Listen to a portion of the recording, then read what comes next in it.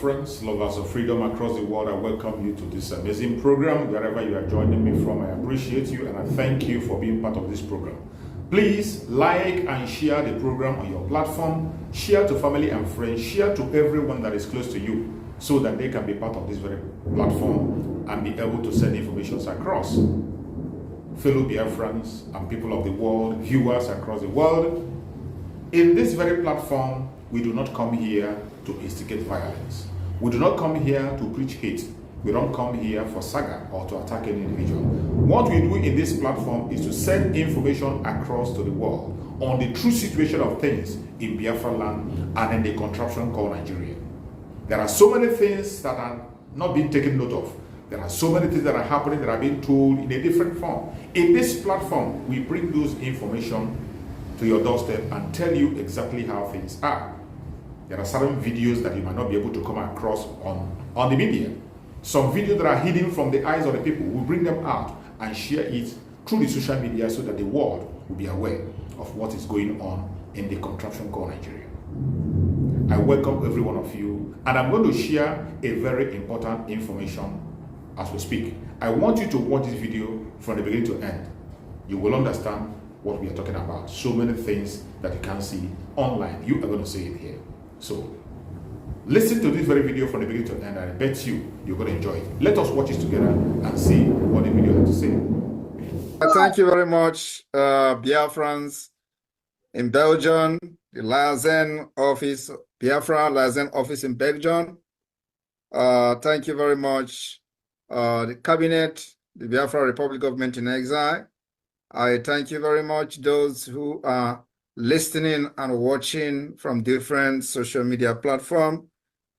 I also thank you, those who are listening through the Voice of Biafra, 97.5 FM, before the official launching of the Biafra satellite radio, which will happen anytime in a few days' time.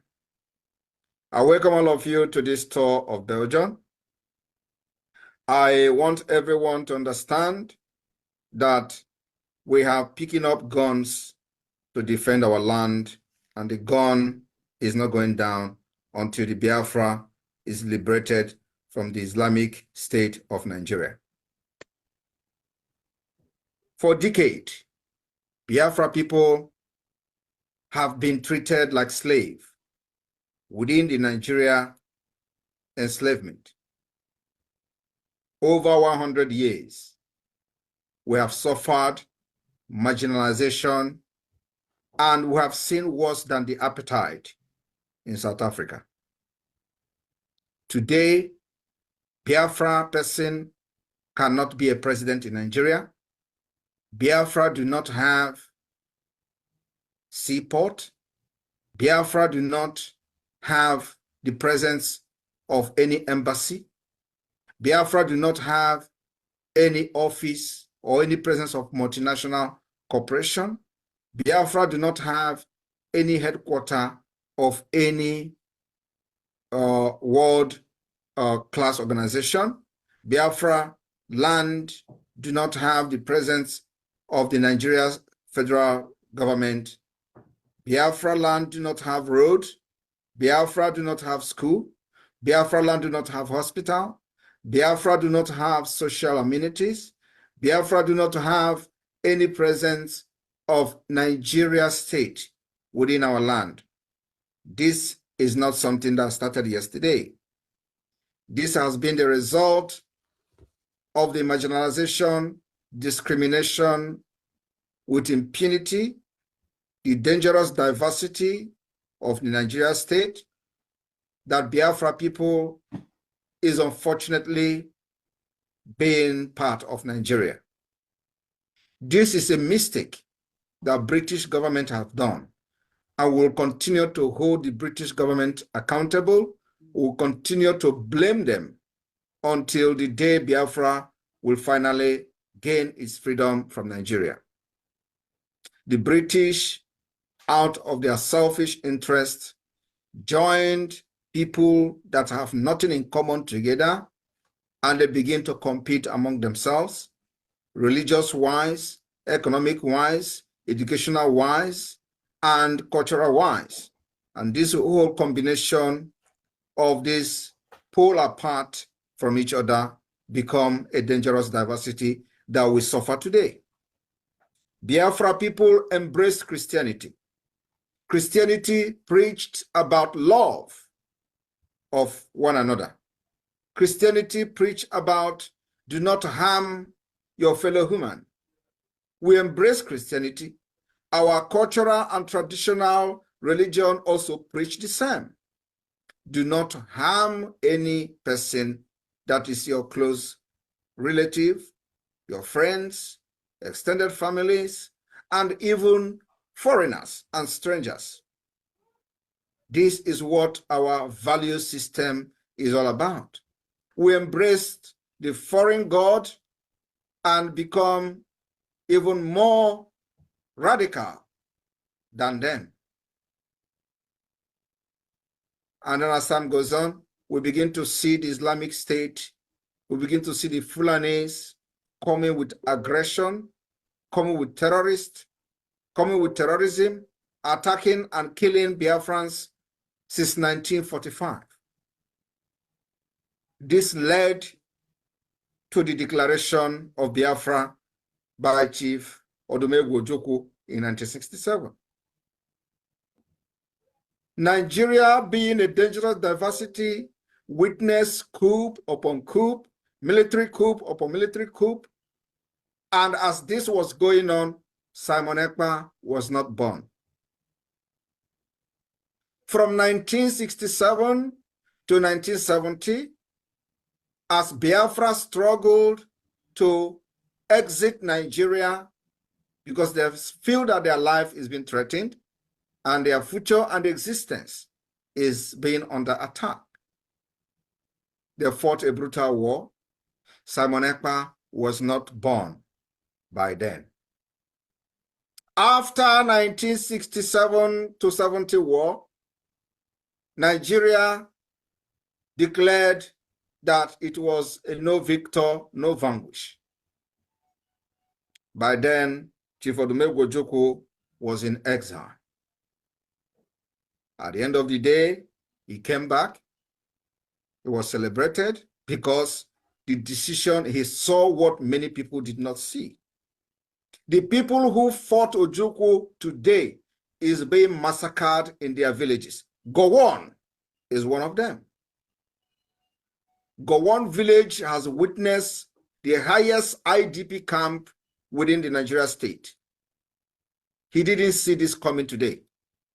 Simon Ekpa was not born in 1970.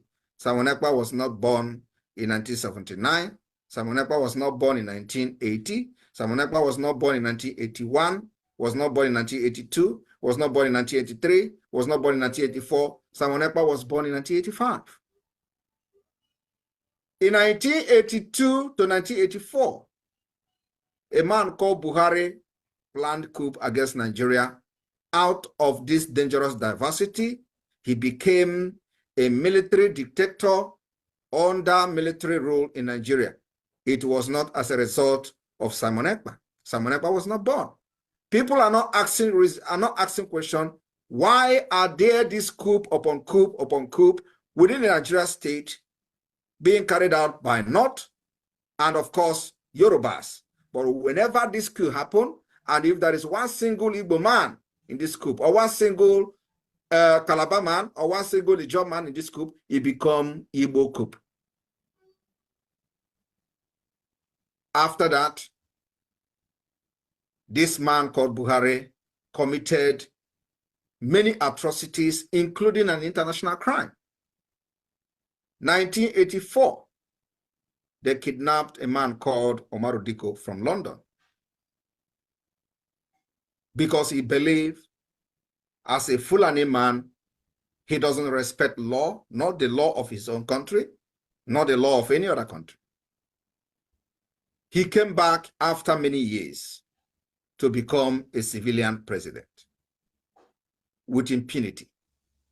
This same man went to Kenya and kidnapped the current leader of the indigenous people of Biafra, Mazi Nnamdi Kanu, before Mazi Nnamdi Kanu was kidnapped in Kenya. There has been killing and killing since 1999 by the group led by Wazirike. Simon Ekpa was not part of it. From 1999, Wazirike Mossab members was massacred in cold blood, killed at every given opportunity with stray bullet, straight shooting, live bullet by the Nigeria state. Simon Ekpa was not part of Biafra then, at least not part of the agitation for Biafra. The same Wazirike Mossab gave birth to Mazi Nnamdi Kanu, indigenous people of Biafra, and still the killings of Biafra continued. In all these things that were going on, nobody summoned the courage to resist the killings of the Biafra agitators. In 2020, the Fulani killings and upsurge of terrorists become a thing of concern across the Nigeria state, across the entire Africa. They were ranked the number 4 most deadliest terrorist group in the world. And because our people become helpless and nobody was speaking for them, and none of these people who call themselves leaders from the eastern part of Nigeria were making any move to protect the women and children from Biafra territory. It was what gave the birth to the formation of the Eastern Security Network by the leader of the indigenous people of Biafra, Mazi Nnamdi Kanu.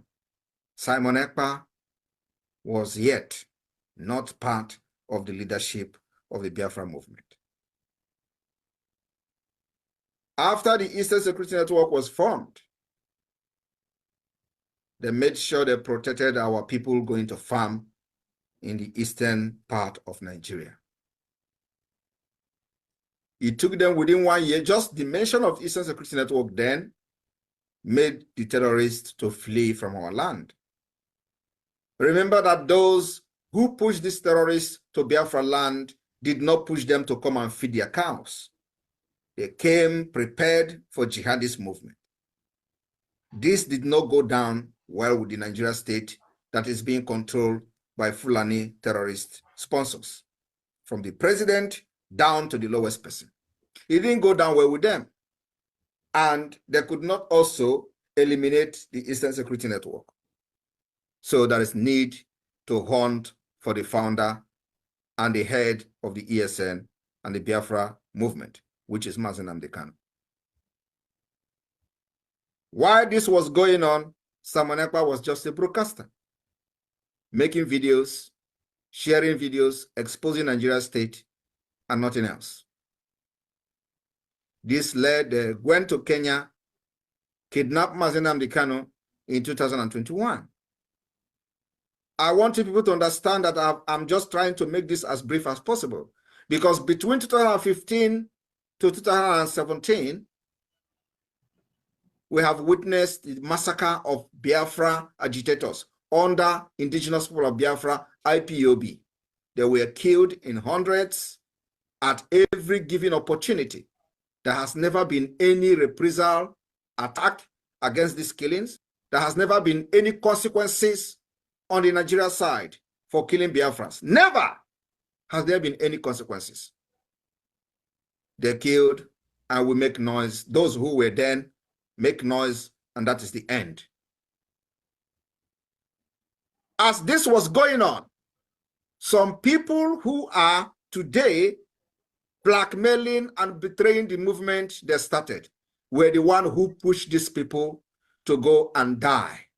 And after they got killed by the Nigeria terrorist state, their own life continued. They lived on. From this criminal called Chinasa Nworu to Chike Dozie, all of them were part of the movement. After people are massacred in the street, their own life moves on. They will now want other people to join. The killing did not stop until 2021. They kidnapped Mazi Nnamdi Kanu from Kenya. Remember, the kidnap of Mazi Nnamdi Kanu has nothing to do with Simon Ekpa. Yes. But you know, many of these criminals today, they tell you that the activities of Simon Ekpa is the reason Mazi Nnamdi Kanu has not been released. And you have to ask them, was it Simon Ekpa activities in 2021 that led to the kidnap of Mazi Nnamdi Kanu in the first place? The answer is no. I want you to understand how the enemy works. Those who have become the sabos in our struggle, they have made themselves available to be used by the enemy. So they tell you the activities of Simon Ekpa is the reason Mazi Nnamdi Kanu is not released. But it was not the activities of Simon Ekpa that led to the kidnap of Mazi Nnamdi Kanu. But you know, when he was kidnapped, I looked around for 6 months. They know that I'm a very, very, very dangerous person because I know they must have done some consultation. A dangerous person in the sense that I will do everything to liberate my people. Yes. I will do everything to protect the women and children of Biafra, yes, because I have seen it all. It took me years to study Nigeria up to this point. Not only that, it took me years to study international law. And that international law is what I'm applying to the Biafra struggle today. For the very first time in the history of Biafra and Nigeria, the dangerous diversity that we find ourselves into have made it possible for us to defend ourselves. Yes. And as much as I agree on no violence, we are not the one bringing violence to Nigeria state. Rather, Nigeria aggression must be responded with aggression. That aggression is self-defense. After 2021, I promised Biafra people after 6 months of blackmailing me because I did not agree to work with them. I have seen many things that many people did not see. I promised Biafra and Mazi Nnamdi Kanu one thing: your kidnapping will be useless. The reason they kidnap you from Kenya, I will make sure that it is as useless as anything. And your kidnapping from Kenya will be very, very expensive to Nigeria state. That was my promise before man and God. And believe me, I am living up to that promise. Today, if they are not regretting kidnapping Mazi Nnamdi Kanu, they are lying. I also promised Biafra, nobody will kill you again, like in Aba, like in Iguacha, like Wike did in Obibo, and go free. Remember, when Wike was killing Biafras in Obibo, Simon Ekpa was not there. That is true. It was not as a result of the activities of Simon Ekpa. Have you all forgotten? When you were massacred at Mpo and Enugu, Simon Ekpa was not your member. Simon Ekpa was not even talking about Biafra. But today, the enemy is trying to make you believe that the problem is Simon Ekpa. What was the problem that led to the massacre of thousands of Biafrans in Obibo by Wike?